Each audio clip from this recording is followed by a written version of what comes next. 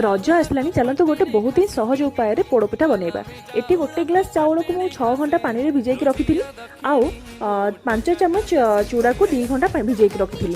Fast को भल से ग्राइंडिंग करदे। ग्राइंडिंग भल से होगला से गोटे ग्लास गुड़, हाफ चमच लुण, स्लाइड खाइबा सोडा आउ 2टा गुजराती पकईकि भल से गोलई देबे।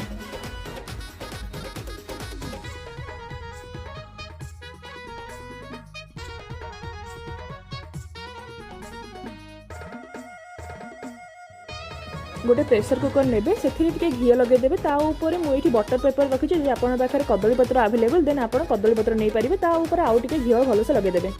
पर ड्राई फ्रुट्स रे छोट छोट पीस रे कटा होता नड़िया आउ काजू पकेला पर बना होता आण को पकईदेवे।